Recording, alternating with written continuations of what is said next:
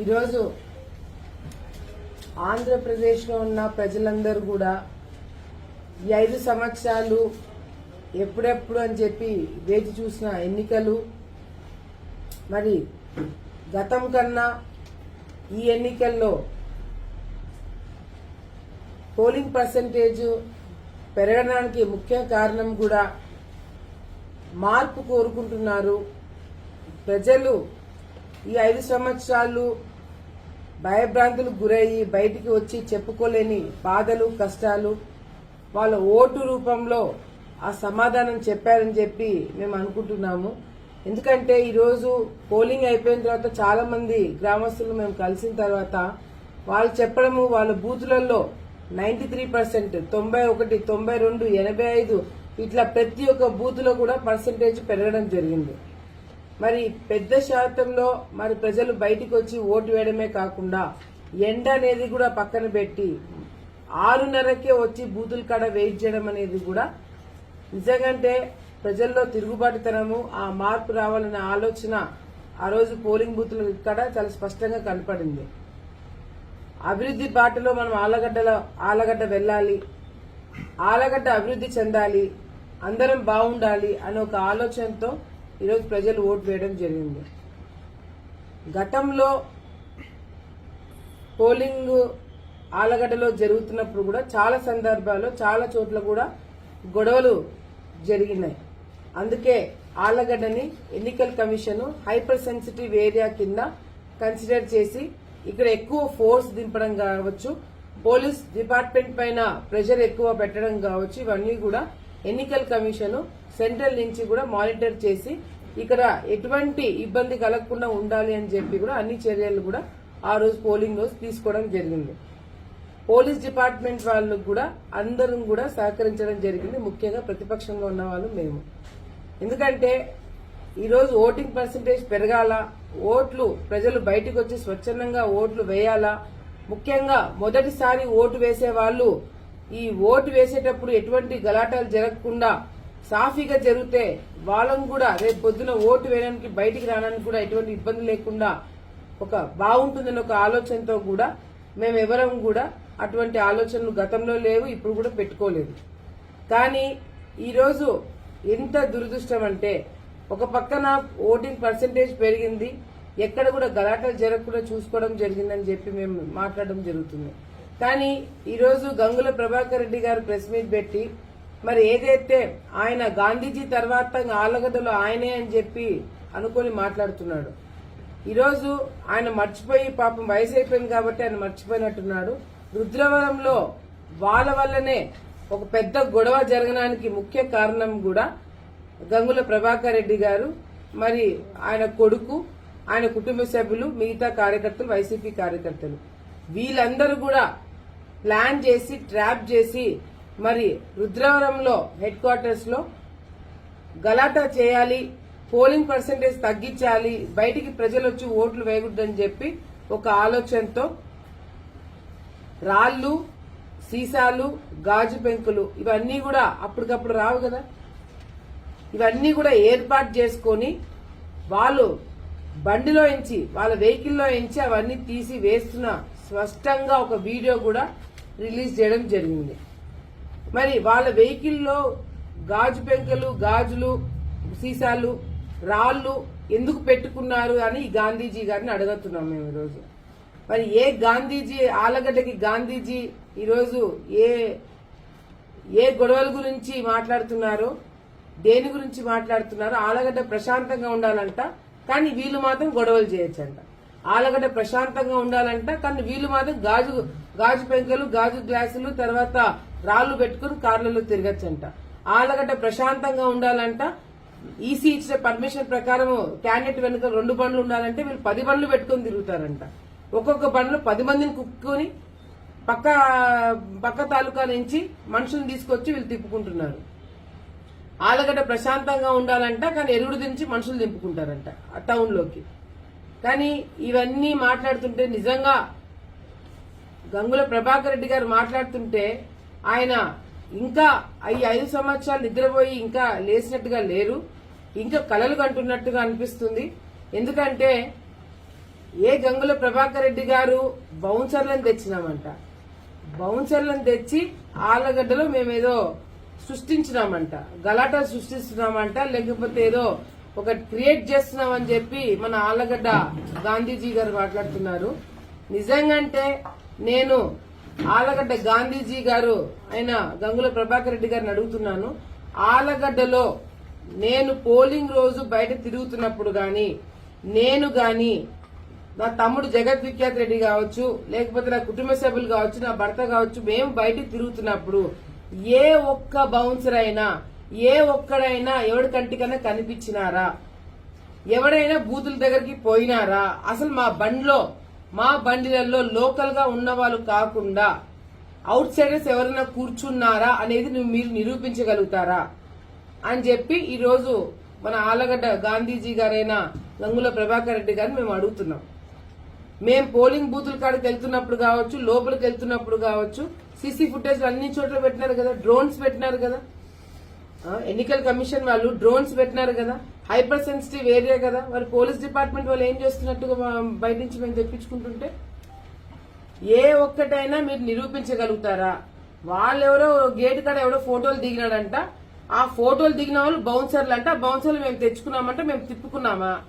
ఎక్కడైనా బౌన్సర్లు మీకు బయట కనపడినారా? మీడియా మిత్రులు మాతో పాటే ఉన్నారు. సో ఇవన్నీ దయచేసి ఇప్పటికైనా మీ పద్ధతులు మార్చుకోండి, ఇప్పటికైనా మీ పద్ధతులు మార్చుకొని మాట్లాడాలని చెప్పి తెలియజేసుకుంటూ, మరి అవుట్ సైడర్స్ నుంచి ఎందుకు వచ్చినారు? ఈరోజు ఆళ్లగడ్డలో ఒక ఘటన జరిగింది. ఏంటి ఘటన? నా దగ్గర పనిచేసే ఒక వ్యక్తిని ఆ వ్యక్తి పైన అటాక్ చేసినారు. ఎవరు ఆ వ్యక్తులు? బయట నుంచి వచ్చిన, నంద్యాల ప్రాంతం నుంచి వచ్చిన రౌడీ షీటర్లు. ఏదైతే నంద్యాలలో కానిస్టేబుల్ మర్డర్ లో ఉన్న కొంతమంది వ్యక్తులు, వాళ్ళ గ్యాంగ్ కి సంబంధించిన కొంతమంది వ్యక్తులు, వాళ్ళు ఆళ్లగడ్డకి ఎట్లా వచ్చినారు? వాళ్ళు ఆ కానిస్టేబుల్ మర్డర్ అయిపోయిన తర్వాత ఆ బ్యాచ్ 3 మర్డర్లు చేశారు నంద్యాలలో, కాంట్రాక్ట్ మర్డర్లు. అటువంటి వాళ్ళు ఆళ్లగడ్డకి ఎట్లా వచ్చినారు? ఎవడు తీసుకొచ్చినాడు? అంటే నేనే తెప్పించుకొని నేనే మా వాళ్ళని మీద అటాక్ చేయించుకుంటానా? ఏమన్నా బుద్ధి జ్ఞానం ఉండి మాట్లాడుతున్నారా వైసీపీ నాయకులు? మా ఇంటి ముందర నా వ్యక్తి పైన అటాక్ జరిగింది, బయట నుంచి వచ్చిన వాళ్ళు అటాక్ చేసినారు. ఆ గ్యాంగ్ లో ఉన్న ఒక వ్యక్తి గంగుల కిషోర్ రెడ్డి కొత్తపల్లికి తీసుకోబోయి ఆ వ్యక్తిని ఏజెంట్ కూర్చోబెట్టాలని చెప్పి ప్రయత్నం చేస్తున్నాడు. మరి వైసీపీ నాయకులు గూండాలని, రౌడీ షీటర్లని, పక్క తాలూకాలో ఉన్న వాళ్ళని అక్కడ ఉన్న వాళ్ళని తీసుకొచ్చి ఇక్కడ ఏజెంట్ కూర్చోబెట్టడానికి ఎందుకు ప్రయత్నం చేస్తున్నారు? కొత్తపల్లెలో ఆ వ్యక్తులు తిరగడం అనేది కూడా పోలీసులు గమనించినారు. ఆ సీసీ ఫుటేజ్ కూడా బయటికి వచ్చినాయి. ఆ వ్యక్తిని మీరు కవ్వా బ్యాచ్, ఈ బ్యాచ్ అంతా కూడా కానిస్టేబుల్ మర్డర్ కేసులో ఉన్న వాళ్ళందరూ కూడా దాంట్లో ఒకడు, ఆ మర్డర్ కేసులో ఉన్నాడో తెలియదు వాడు, కానీ వాడైతే ఆళ్లగడ్డలో వాడికి ఓటు లేకపోయినా కొత్తపల్లికి తీసుకుపోయి వాళ్ళని ఏజెంట్ కూర్చోబెట్టడానికి ఎందుకు ప్రయత్నం చేస్తున్నారు? వాళ్ళని అక్కడి నుంచి పంపించేస్తే కొత్తపల్లి ఊరు బయటికి వెళ్లి అక్కడ కొంతమంది రౌడీలని పెట్టి అక్కడ గలాటా చేయాలని చెప్పి అనుకున్నారా లేదా అనేది కూడా పోలీస్ ఇన్వెస్టిగేషన్ లో బయటపడుతుంది. ఇప్పుడు కూడా మేము చాలా ప్రశాంతంగా ఉన్నాము. పోలీసులు ఏదో చేస్తాం మేడం, మేము కంపల్సరీగా న్యాయం చేస్తాము, ఇన్వెస్టిగేషన్ చేస్తున్నామని చెప్పి అంటున్నాను కాబట్టి కూడా నేను వెయిట్ చేస్తా. చట్టం తన పని తను చేసుకొని పోతుంది, చూస్తాను ఎంతవరకు పని అవుతుందో. ఎందుకంటే వాళ్ళు చేయకపోతే మాత్రము తప్పకుండా ఆ వ్యక్తికి కావచ్చు, మాకు కావచ్చు, న్యాయం జరిగేలాగా మేమే చేసుకోవడం జరుగుతుంది. ఎందుకంటే ఈ విధంగా నంద్యాల్లో రౌడీలుగా, గూండాలుగా తిరిగే చిల్లర బ్యాచ్ అంతా ఆళ్లగడ్డకు వచ్చి రౌడీజం చేస్తామంటే ఇక్కడ చూస్తూ కూర్చున్న వాళ్ళు ఎవరు లేరు. అసలు నంద్యాల బ్యాచ్ వచ్చి ఆళ్లగడ్డలో రౌడీజం చేస్తుంది. నంద్యాలలో రౌడీ షీటర్లు, నంద్యాలలో కాంట్రాక్ట్ మర్డర్లు రేపు పొద్దున మా మీద చేసినారు.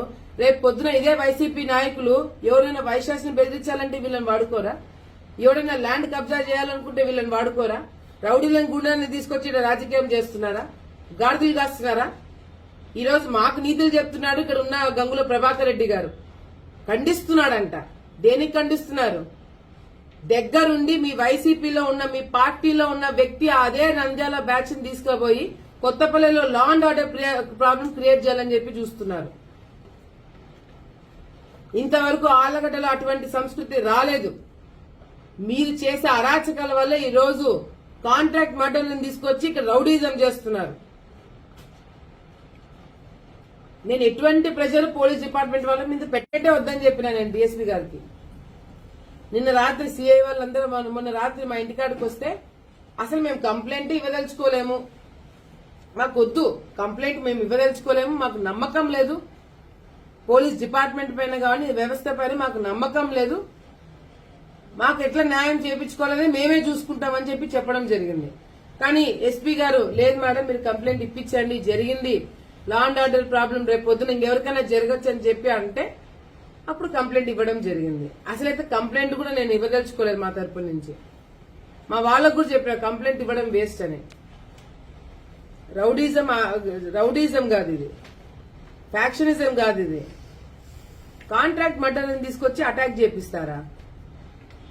మళ్ళీ ఆయన ప్రెస్ మీట్ పెట్టి అంతవరకు ప్రెస్ మీట్ పెట్టలేదు, ప్రభాకర్ రెడ్డి గారు అంతవరకు ప్రెస్ మీట్ పెట్టలేదు. ఎక్కడ వైసీపీ నాయకుల పేర్లు బయటకు వస్తాయని చెప్పేసి ఈయన ప్రెస్ మీట్ పెట్టి నేను బౌన్సర్లను తెప్పించుకున్నానంట. నేను బయట వ్యక్తులు వచ్చాడని చెప్పి ఈయన నా మీద ఈసీ కంప్లైంట్ చేస్తాడంట. ఏమన్నా బుద్ధి జ్ఞానం ఉండి మాట్లాడుతున్నారా? ఎవడు ఔట్సైడర్లను తెచ్చింది నేను చూపించాలా ఫోటోలు?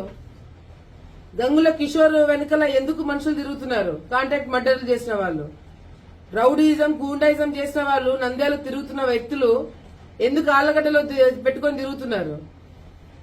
నిఖిల్ గురించి మాట్లాడుతున్నారు. ఆ అబ్బాయికి ఇక్కడ ఓటు ఉంది, నాతో పాటు తిరిగే వ్యక్తులకి ఇక్కడ ఓటు ఉంది. ఓటు లేని వాడు ఇక్కడ ఎవరు తిరగట్లేదు నా దగ్గర. పోలింగ్ రోజు నా వెంట తిరిగిన వాళ్ళు ప్రతి ఒక్కరి దగ్గర ఓటు ఉంది.